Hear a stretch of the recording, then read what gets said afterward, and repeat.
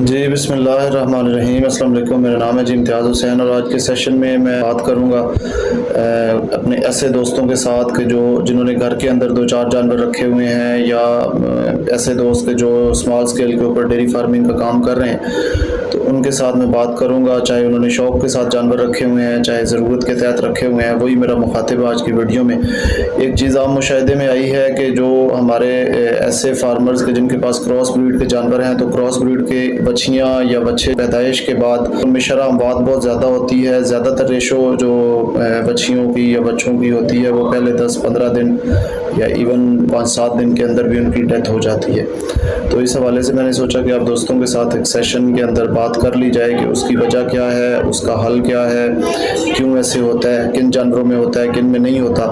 تو یہی آج کا ٹاپک ہے، اسی کے اوپر میں آپ سے بات کروں گا۔ تو سب سے پہلے تو ایک چیز میں آپ سے شیئر کر دوں کہ ایسے فارمرز کے جن کے پاس دیسی کے جانور ہیں، ساہیوال کے یا چولستانی نسل کے جانور ہیں، اور وہ آگے سیمن بھی ساہیوال یا چولستانی ہی رکھوا رہے ہیں، تو ان کے کاوز ہیں، جو ان کے بچے بچیاں ہیں، ان میں یہ والا مسئلہ آپ نہیں نوٹس کریں گے۔ لیکن جو کراس بریڈ کے جانور ہیں، اور زیادہ تر ہمارا جو اسمال فارمر ہے وہ کراس بریڈ کے ساتھ ہی کام کر رہے ہیں، کراس بریڈ کے جانور ہوتے ہیں اس کے پاس، تو ان میں یہ والا مسئلہ بہت زیادہ ہوتا ہے۔ ہم نے خود جب اپنا سیٹ اپ شروع کیا تھا، تو شروع کے اندر ہمارے اپنے اسی طرح سے جو کاوز تھے ان کی ڈیتھ بہت زیادہ ہوتی تھی، سمجھ نہیں آتی تھی کیا مسئلہ ہے، کیوں ہو رہا ہے۔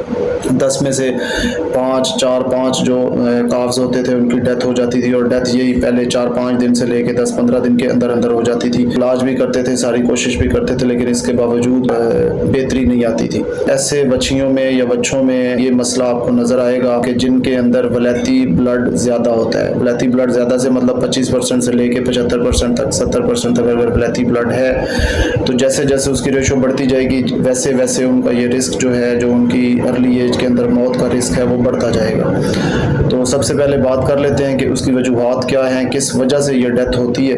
ایک بیماری ہوتی ہے جی تھلیریوسس۔ تو تھلیریوسس کی وجہ سے اصل میں یہ ڈیتھ ہوتی ہے ہمارے کاوز کی جو ارلی ایج کے اندر، کیونکہ جو کاوز ہوتے ہیں، بچہ ہے یا بچی ہے، ان کے اندر کیونکہ امیونٹی نہیں ہوتی، تو یہ ایسی بیماری ہے کہ جو چچڑوں کی وجہ سے پھیلتی ہے۔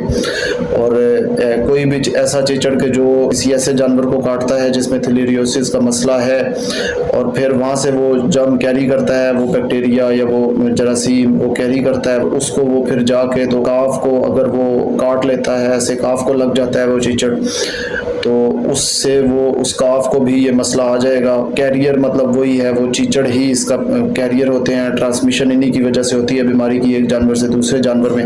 اور کیونکہ ریزسٹنس نہیں ہوتی، تو اس وجہ سے جو بچہ ہے یا بچی ہے، اس کی وہ پھر ظاہرہ حالت خراب ہوتی ہے ہمارے فارمر کو، کیونکہ چھوٹا فارمر ہے، وہ اپنے دیسی ٹوٹکے وغیرہ کرتے رہتے ہیں، تو ایٹ دا اینڈ جو ہے وہ کاف کی زیادہ تر کیسز میں، بلکہ 99% کیسز میں وہ ڈیتھ ہی ہوتی ہے۔ تو اب آ جاتی ہے بات کہ اس کی علامات کیا ہیں۔ تو علامات کے اندر اس میں ایک تو جو ہمارا کاف ہے، اس کی آنکھوں سے، اس کے ناک سے مواد آنے لگ جائے گا، اس کے بعد تیز بخار شروع ہو جائے گا، جانور چلنے پھرنے میں مسئلہ مطلب اس کو ہوگا، کمزوری ہوگی بہت زیادہ، اس کی جو آنکھیں ہیں وہ پیلی ہو جائیں گی۔ اسی طرح جو ہمارا کاف ہوگا، اس کو سانس لینے میں شدید دشواری کا سامنا کرنا پڑے گا۔ تو یہ سٹیج جو ہے 1-2 دن 3 دن رہے گی، اور اس کے بعد اگر اس کا پراپر آپ علاج نہیں کرنے کے قابل ہوتے، تو الٹیمیٹلی کاف کی ڈیتھ ہو جاتی ہے۔ ہم نے اپنے سیٹ اپ کے اوپر جیسے میں نے بتایا کہ جب سٹارٹ میں ہم نے شروع کیا تھا، تو 10 میں سے 4-5 کاف جو ہے وہ اسی وجہ سے ان کی ڈیتھ ہو جاتی تھی، اور ہمیں سمجھ ہی نہیں آتی تھی۔ تو اب آ جاتے ہیں کہ اس کا حل کیا ہے، اس کا سلوشن کیا ہے، یا ہم کافز کو کس طرح سے ارلی ایج کے اندر بچا سکتے ہیں۔ ہم نے خود اپنے سیٹ اپ کے اوپر بھی یہی آزمایا تھا، اور اللہ کا شکر ہے کہ اب تقریباً ہمارا جو ہے وہ 100% یا 100 اگر نہ بھی کہیں تو 95% ہمارے جو کافز ہیں، وہ اللہ کا شکر ہے کہ وہ اس مسئلے سے چھٹکارا ان کو مل گیا ہے، اب ہمیں ایسی کوئی پریشانی نہیں ہوتی۔ تو اس کے لیے سمپل آپ نے بیوٹالیکس کا انجیکشن ایک ملتا ہے، آپ مارکیٹ سے کسی بھی ویٹنری اسٹور سے کسی اچھی کمپنی کا بیوٹالیکس انجیکشن عام طور پہ اگر آپ جاتے ہیں، اگر آپ کے پاس 2-3 جانور ہیں، تو جب بھی آپ کا کوئی کاف کی پیدائش ہوتی ہے، تو آپ ویٹنری اسٹور پہ جائے، وہ آپ کو سرنج کے اندر بھر کے دے دیں گے۔ اس کی ڈوز جو ہے وہ 20 kg وزن کے اوپر آپ نے 1 ml لگانا ہے، اور یہ آپ نے لگانا ہے کاف کی پیدائش پیدائش کے پہلے 24 سے 48 گھنٹے کے اندر اندر، میکسیمم 48 گھنٹے کے اندر اندر اس کو بہتر ہے کہ بیوٹیلکس کی آپ جو ڈوز ہے وہ لگا دیں. تو یہی سنگل ڈوز ہے اور اس سے آپ دیکھیں گے کہ انشاءاللہ تعالیٰ آپ کے جو کاف ہیں وہ اس مسئلے سے یہ ایک طرح سے ویکسین کا کام کرے گی، اور ایسا مسئلہ آنے سے آپ کا جو کاف ہے وہ محفوظ رہے گا، اور انشاءاللہ تعالیٰ اس کی جو ارلی ایج کے اندر اس چیز کے خلاف اس میں امیونٹی آ جائے گی اور وہ محفوظ رہے گا. اس کے بعد ایک اور چیز، وٹامن A-D3 کا انجیکشن جو ہے وہ لازمی اپنے کافز کو کم از کم پہلا مہینہ 2 cc اور کوئی 4-5 دن کے بعد وہ لگا دیا کریں.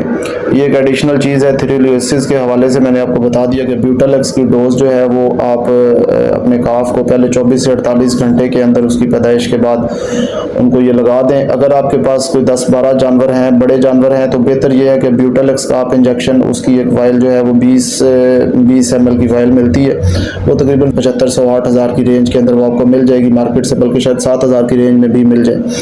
تو وہ آپ لے کے اپنی رکھ لیں، وہ آپ کو سستی بھی پڑے گی. ادروائز اگر آپ مارکیٹ سے کسی اچھی کمپنی کا اگر آپ بیوٹیلکس ویٹرنری اسٹور سے جاتے ہیں اور اس کو کہتے ہیں کہ 2 cc ہمیں دے دیں سرنج میں ڈال کے، تو وہ آپ کو 1200-1400 روپیہ چارج کریں گے، وہ آپ کو مہنگی پڑے گی کافی. اگر آپ کے پاس 10-12 جانور ہیں تو بہتر یہ ہے کہ بیوٹیلکس کا انجیکشن آپ اپنا لے کے رکھ لیں، اور روٹین کے ساتھ جیسے ہی آپ کے کافز کی پیدائش ہو تو ان کو 2 cc پہلے 24 سے 48 گھنٹے کے اندر انجیکٹ کر دیا کریں. انشاءاللہ تعالیٰ آپ اس مسئلے سے آپ محفوظ ہو جائیں گے. اس چیز پہ ہم نے جب سے عمل کیا ہے تو ہمیں اللہ کا شکر ہے کہ 95% ہمارے کافز ارلی ایج کے اندر وہ سروائیو کر جاتے ہیں. حالانکہ اس سے پہلے 50% پرسنٹیج تھی، 50% ہمارے کاف سروائیو کرتے تھے، 50% کی ڈیتھ ہو جاتی تھی. اور اس کی وجہ یہی تھی، یہ کسی دوست نے مجھے بتایا تھا کہ آپ ارلی ایج کے اندر بیوٹیلکس کا انجیکشن لگایا کریں تو آپ کو یہ مسئلہ نہیں ہوگا.